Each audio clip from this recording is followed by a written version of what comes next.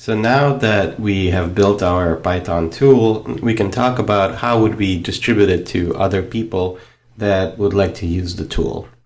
And of course, we could just share the source code and just have it be on the website of our own choosing and have people copy the source code locally. But in the world of Python, we've seen that there's something called pip. And we used pip to install the dependencies locally for our packages that we use in our development.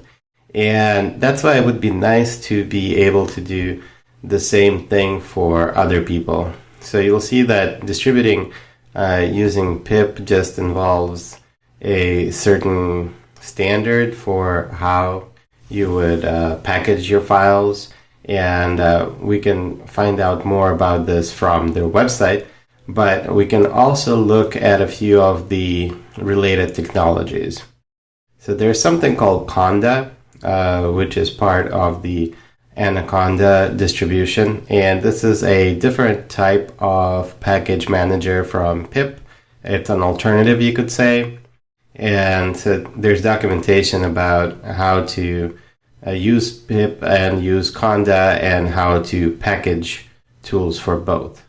There is a standard which is called wheel, and there used to be one called egg for Python, but now it's wheel is the popular one.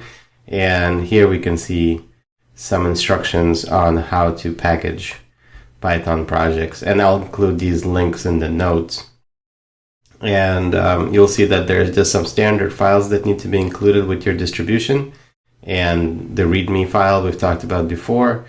They also recommend putting a license file, and then all that really is involved is following these steps, making sure your repository follows certain standards, and then you can use the standard commands inside Python to package and also install your application as a package.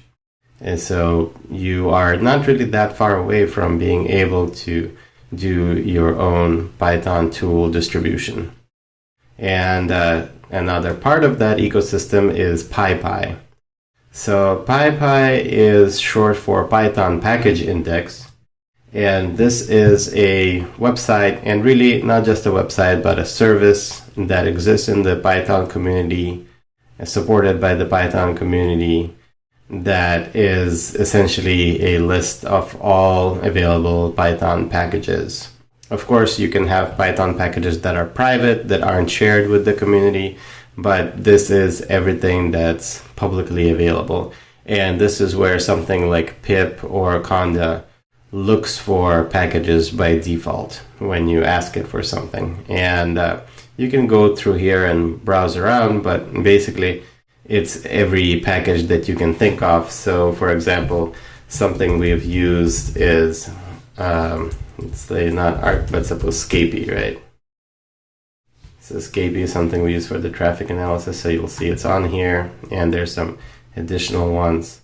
And you can go to the home page, and then you can look at the information there. You can download the latest version, and you can see how many people are using it.